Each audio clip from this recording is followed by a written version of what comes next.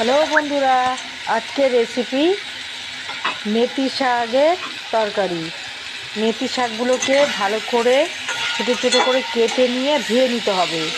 আলু বেগুন ডুমো ডুমো করে কেটে ওগুলোকে ভালো করে ধুয়ে নিয়ে ভালো করে লাল লাল করে ভেজে নিতে হবে, ভেজে তুলে নিতে হবে। তার মধ্যে ওই কড়াইয়ের মধ্যে পাঁচ ফোড়ন দিতে হবে, কাঁচা লঙ্কা দিতে হবে। দিয়ে এই ভিডিওটা আমার কেটে গেছিলো বন্ধুরা, আমি আর দেখাতে পারলাম না শুরুর থেকে, আমি বলে দিচ্ছি। পাঁচ ফোড়ন কাঁচা লঙ্কা দিয়ে তার মধ্যে শাকটাকে দিয়ে দিতে হবে। শাকটাকে দিয়ে সবজিগুলো দিয়ে ভালো করে নাড়াচাড়া করতে হবে, গ্যাসটাকে হালকা রাখতে হবে। নাড়াচাড়া করে তার আগে বড়ি ভেজে তুলে রাখতে হবে।